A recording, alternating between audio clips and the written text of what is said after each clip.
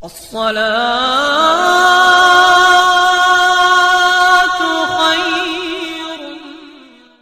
शेख अबू सालेह ने एक लम्हा गौर किया और सोचा कि निकाह तो करना ही है, मगर निकाह इसलिए करते हैं कि बीवी हमारी खिदमत करेगी। अब इनकी बेटी ऐसी है तो हमें और उल्टी खिदमत करनी पड़ेगी उसकी।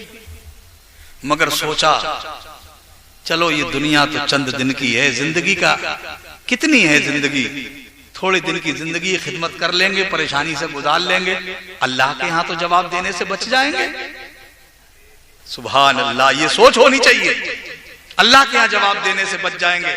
फौरन हामी भर ली, ठीक हुजूर में निकाह कर लूंगा। निकाह हो गया। निकाह के बाद शब उरूसी में जो हुजले उरूसी, दुल्हन का हुजरा जो कमरा तैयार किया गया, उसमें हजरत शेख अबू सालेह तशरीफ ले गए। जैसे ही दरवाजा खोला, पर्दा हटाया, सामने देखा एक नूरानी दुल्हन तशरीफ फरमा।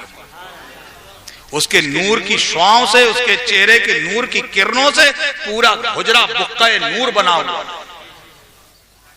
दुल्हन ने शौहर की आमद देखी, उठ के खड़ी हो गई, अस्सलाम वालेकुम। हजरत शेख अबू सालेह ने देखा, पर्दा छोड़ा, उल्टे भाग खड़े हुए और दौड़े दौड़े हजरत शेख अब्दुल्ला सोमई के पास गए। हुजूर हुजूर हुजूर, एक गलती और हो गई। क्या हुआ? कहा हुजूर मैं शायद गलत जगह चला गया। हजरत शेख अब्दुल्ला सोमई ने कहा मैं जानता था बरखुरदार तू पलट के आएगा, मैं भी तेरा ही इंतजार कर रहा था। कहा हुजूर आपने तो जैसी दुल्हन बताई थी वो तो है नहीं वैसी, उसकी आंखें भी सलामत हैं, कान भी सलामत है, जबान भी अच्छी खासी है, हाथ पैर भी ठीक ठाक है, आपने तो ऐसा कुछ नहीं कहा था। हजरत शेख अब्दुल्ला सोमई ने कहा बेटा तुम्हारे समझने का फर्क है। मैंने कहा मेरी बेटी आंखों से अंधी है, उसका मतलब यह था कि मेरी बेटी ने आज तक अल्लाह ने जो चीज नाजायज कर दी है उसे देखा ही नहीं। मेरी बेटी के कान नहीं बहरी, उसका मतलब यह था मेरी बेटी ने कोई गैर शरई चीज आवाज सुनी ही नहीं। मेरी बेटी ने आज तक जबान से कोई बदगोई की नहीं।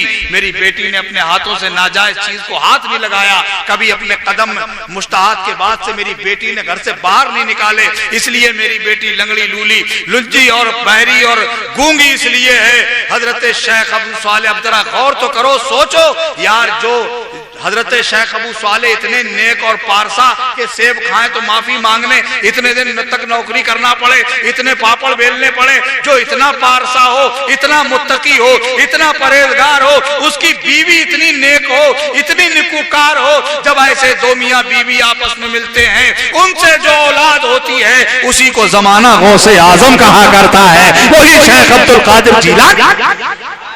सुभान अल्लाह, सुभान अल्लाह। नारे तकबीर, नारे रिसालत, नारे गौसियत, मसलके आला हजरत, नारे तकबीर, नारे रिसालत। सुभान अल्लाह, सुभान अल्लाह।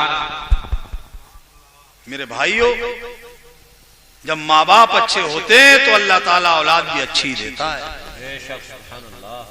हम हराम खा खा कर चाहें कि साहब हमें औलाद मिल जाए बिल्कुल वली अल्लाह,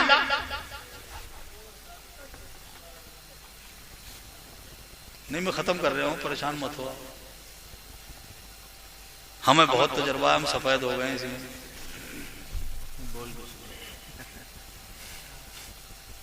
वैसे ही मुसलमानों के 12 बजे हुए यार, आज बज गए तो क्या होगा, कोई अनोखे थोड़ी बजे हैं आज, वो तो रोज बजेंगे। हाँ, ये आज पहली बार बज रहे हैं 12, हाँ रोज ही बजाएं। खैर अल्लाह ताला हमें समझ दे। मेरे भाइयों, बहुत सोच समझ के जिंदगी गुजारो। एक बात की सीख बांध लो और ये बात लेके जाओ साथ में, अपने बच्चों को पढ़ाओ, बच्चों को आवारा मत छोड़ो, जाहिल मत रहने दो, अनपढ़ मत रहने दो, अंगूठा छाप। बच्चों को तालीम दो, बच्चों को पढ़ाओ, शिक्षा दो। नहीं पढ़ाओगे लिखाओगे आने वाले जमाने में पछताओगे। इसलिए कि मेरी तुम्हारी तो गुजर गई जैसी भी गुजरी, मगर आने वाले जमाने में बगैर पढ़े लिखे आदमी की कोई औकात नहीं होगी। मैं सच्ची बता रहा हूं आपको, कीड़े मकोड़ा समझा जाएगा उसे, नाली का गंदा कीड़ा समझा जाएगा उसे। और तुम चाहते हो कि हमारी औलादें कल सीना तान के जिए, आंखों में आंखें डाल के जिए, वकार के साथ जिए, सर उठा के जिए, तो अपनी औलादों को पढ़ाओ, तालीम दो, शिक्षा दो, पढ़ाओ लिखाओ, ये बहुत जरूरी है। इल्म दीन भी पढ़ाओ, कुरान की तालीम भी दो और दुनिया की दूसरी तालीम भी दो। शरीयत ने किसी दीन को किसी इल्म को सीखने से मना नहीं किया है। हदीस पाक में आया है, हुजूर फरमाते हैं तुम दुनिया की सारी जबानें सीखो ताकि तुम दुनिया के फितनों से महफूज रह सको। अगर हमें कोई अंग्रेजी में गाली दे, हमें क्या पता लगेगा? बोलो भाई, या हम उस जबान को जानते ही नहीं है, वो हमें कितनी गाली दे, हम तो हमें दुआ दे रहा है? तो सीखो उसकी जबान ताकि तुम समझ सको वो क्या कह रहा है। दुनिया बहुत फितने पैदा कर रही है, तुम्हारे मजहब के खिलाफ बहुत कुछ हो रहा है, इसलिए तुम दुनिया की सारी जबानें सीखो, बच्चों को दुनिया की तालीम भी दो। ये सोच के बच्चों को नजरअंदाज मत करो, अरे क्या करेंगे पढ़ा लिखा के कोई नौकरी थोड़ी मिल जाएगी। ये बहुत धारणा मान दी है हम लोगों ने। हा? अरे आज हम लोगों ने क्या करा, लौंडा थोड़ा सा सियाना हुआ, अरे सुन रहा है रे, अरे वो कलुआ का लौंडा दिल्ली गया था, 15,000 लाया, तू भी चला जाइए तो तू कम से कम 10,000 तो लाएगा ही। ये कर लिया, दिल्ली जा जल्दी कमा के ला के, बंडल दे, नोटों के बंडल दे लाए, पहले जिंदगी बर्बाद कर दी बच्चों की। उन्हें तालीम दो, से पढ़ाओ लिखाओ। अरे इल्म तो खुद ऐसी रोशनी है, हुजूर फरमाते हैं अल इल्म नूरुन, इल्म नूर है, अल इल्म कुव्वतुन, इल्म ताकत है। तुम्हारे बच्चे के पास इल्म होगा, वो दुनिया का मोहताज नहीं होगा। मगर पढ़ाओ लिखाओ भी तो ये थोड़ी ना पढ़े ना लिखे, नाम मोहम्मद काजी, आता जाता कुछ है नहीं, नौकरी नहीं मिल रही है। कोई पढ़े लिखे भी, कायदे से पढ़ाओ बच्चों को, खूब तालीम दो, अच्छी तालीम शिक्षा, खूब पढ़ाओ अपने बच्चों को, इतना स्ट्रॉन्ग करो, इतना मजबूत करो बच्चों को कि तुम्हारे बच्चे को तलाश करने की जरूरत ना पड़े, दुनिया खुद तुम्हारे बच्चे को ढूंढती हुई तुम्हारे घर पे आए। हाँ, आज तो वो जमाना है, फायदा उठाओ इस दौर से, बच्चों को पढ़ाओ। ये गालियां बकते फिर रहे हैं, इन्हें सवारो, ड्यूटी अपनी निभाओ, वरना पछताओगे। अल्लाह के यहाँ इसका भी जवाब देना पड़ेगा, हिसाब देना पड़ेगा, औलाद के बारे में भी पूछा जाएगा अल्लाह के यहाँ। हाँ, ऐसा नहीं है कि ना पूछा जाए। तो बच्चों को पढ़ाओ लिखाओ, तालीम दो। मैं उम्मीद रखूंगा कि आप लोग बच्चों को पढ़ाएंगे। जैसे हम लोग अपने गांव में मदरसा खोलते हैं ना, ये मदरसा ही तो है, माशाअल्लाह, बहुत अच्छी बात है।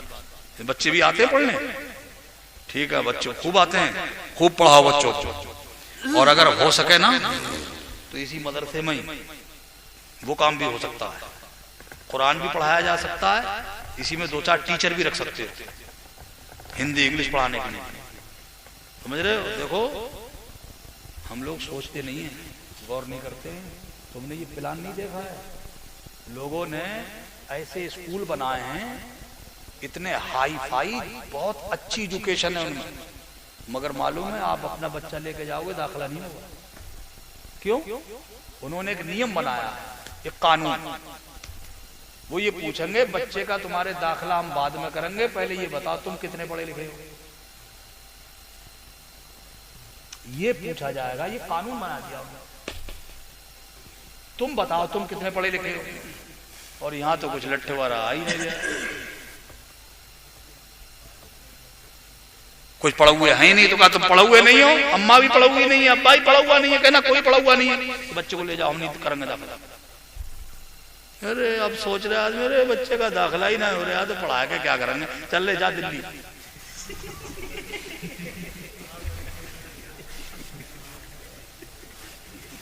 बात सही है गलत?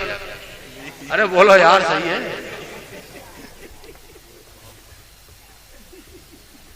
देखो सब बातें किताब में लिखी हुई नहीं होती है, कुछ बातें सोचना ही पड़ती है, ध्यान देना पड़ता है। इसलिए तुम खुद अपने यहाँ तालीम का खुद इंतजाम करो ताकि किसी के दरवाजे पर ना जाना पड़े। जैसे हम गांव के चंदे से मदरसा चलाते हैं, ऐसे ही गांव के चंदे से स्कूल भी चलाया जा सकता है, जिसमें गरीब और अमीर के बच्चे सबके पढ़ सकते हैं। अच्छा, अमीर तो चलो पढ़ा लेगा, गरीब कहाँ जाएगा बच्चे को लेकर? आज बहुत महंगी पढ़ाई है, बहुत महंगी पढ़ाई है। कुछ लोग तो बच्चे की महंगी पढ़ाई की वजह से नहीं पढ़ा पाते हैं कि इन्हें पाले कि इन्हें पढ़ाएं, क्योंकि हमारे यहाँ तो अल्हम्दुलिल्लाह फार्मूला दूसरा है ना। अपने यहाँ ये थोड़ी है हम दो हमारे दो, क्यों?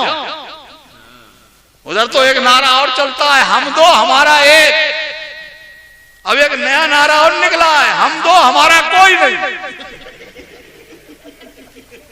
हमने कहा अब ठीक रहे, हमारे यहाँ ये नहीं है, हमारे यहाँ तो हम दो हमारे दर्जनों। और माशाअल्लाह इस फार्मूले पे अमल भी खूबी हो रहा है। तो ये सोचा है आदमी ने मैं कमा के खिलाऊं कि मैंने पढ़ाऊं, तो उनके पढ़ाने का भी इंतजाम हम लोग कर सकते हैं। ठीक है, हम लोग ये अहद कर लें कि हम अपनी बस्ती में जहां मदरसा है वहां एक स्कूल भी बनाएंगे और इंग्लिश मीडियम बनाएंगे।